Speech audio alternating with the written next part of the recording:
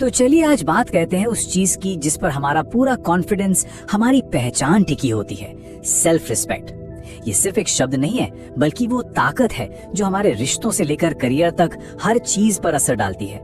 आइए इसकी परतों को एक एक करके खोलते हैं। कभी ऐसा महसूस हुआ है कि लोग आपको सीरियसली नहीं ले रहे, या शायद आपकी बात को बीच में ही काट दिया जाता है, या ये फील होता है कि जितनी वैल्यू मिलनी चाहिए उतनी नहीं मिल रही। ये बहुत ही कॉमन एहसास है, पर इसका असली कारण क्या है? अक्सर हम क्या करते हैं, बाहर की दुनिया में वजह ढूंढते हैं, लेकिन सोचिए अगर असली जवाब हमारे अंदर ही हो तो। मानना थोड़ा मुश्किल है, पर सच तो ये है कि यही वो पहला कदम है जो हमें खुद को मजबूत बनाने की तरफ ले जाएगा। तो चलिए उस सबसे बेसिक रूल को समझते हैं जिस पर रिस्पेक्ट की पूरी इमारत खड़ी होती है। इसे हम कह सकते हैं सम्मान का नियम। ये नियम बहुत सीधा सा है। लोग हमें उतनी ही वैल्यू देंगे जितनी हम खुद को देते हैं। देखिए, रिस्पेक्ट कोई तोहफा नहीं है जो हमें कोई देगा। ये इस बात का आईना है कि हम अपनी नजरों में कितने कीमती हैं। तो वो कौन सी चीजें हैं जो हमारे सेल्फ रिस्पेक्ट की नींव को कमजोर करती हैं? आइए उन 5 असली वजहों को देखते हैं जिन्हें हम कमजोरियां कह सकते हैं। पहली और शायद सबसे आम कमजोरी जो अक्सर हमारी अच्छाई के पीछे छुपी रहती है, अपनी बाउंड्रीज तय न करना। जब कोई हर बात के लिए हाँ कहता है, हमेशा अवेलेबल रहता है और हर किसी को खुश करने में लगा रहता है, तो क्या होता है? लोग उसे फॉर ग्रांटेड लेने लगते हैं। अपनी सीमाएं न बनाना ये सिग्नल देता है कि आपके समय और आपकी एनर्जी की कोई कीमत नहीं है। अच्छा, अब चलते हैं दूसरी कमजोरी की तरफ, और ये सीधे सीधे जुड़ी है हमारे अपने बारे में सोचने के तरीके से।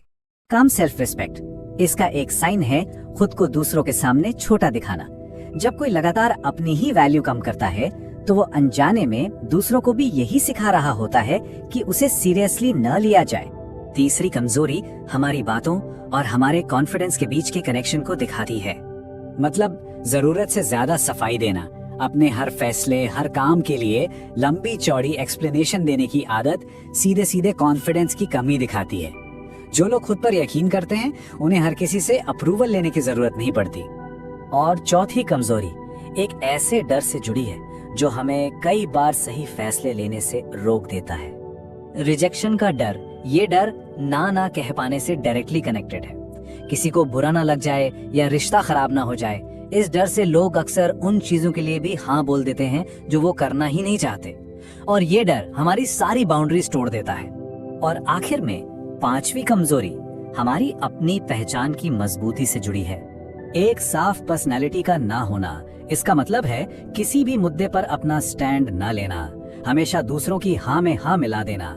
जब किसी की अपनी कोई स्ट्रॉन्ग राय ही नहीं होती, तो लोग उसे एक मजबूत शख्सियत के तौर पर कैसे देखेंगे? तो ठीक है, इन कमजोरियों को पहचानना पहला स्टेप है। अब सबसे जरूरी बात, इन्हें ताकत में कैसे बदला जाए। चलिए उन तरीकों पर नजर डालते हैं जो सेल्फ रिस्पेक्ट को मजबूत बनाते हैं। ये 4 कदम बहुत पावरफुल है। नंबर 1, कम बोलिए, लेकिन जो भी बोलिए एकदम साफ बोलिए। दूसरा, ना कहना सीखिए, ये आपकी बाउंड्रीज को प्रोटेक्ट करेगा। तीसरा, अपने समय की कीमत को पहचानिए, हर किसी के लिए हर वक्त अवेलेबल मत रहिए। और चौथा और सबसे जरूरी, दूसरों को खुश करने से पहले खुद को रिस्पेक्ट दीजिए। और इस बात को हमेशा याद रखिएगा, ये बिल्कुल एक चुंबक की तरह काम करता है। जब आप खुद की इज्जत करना शुरू करते हैं, तो आपसे एक ऐसी एनर्जी निकलती है जो दूसरों को भी आपकी इज्जत करने पर मजबूर कर देती है। चलिए अब इस पूरी बातचीत के सबसे बड़े सच पर आते हैं, एक ऐसा फंडामेंटल बदलाव जो सब कुछ बदल सकता है। इस स्लाइड पे जरा गौर कीजिए, क्योंकि ये अटेंशन और रिस्पेक्ट के बीच का सबसे बड़ा फर्क दिखाती है। अटेंशन वो मांगना पड़ता है, उसके लिए कोशिश करनी पड़ती है, लेकिन रिस्पेक्ट वो कमाना पड़ता है।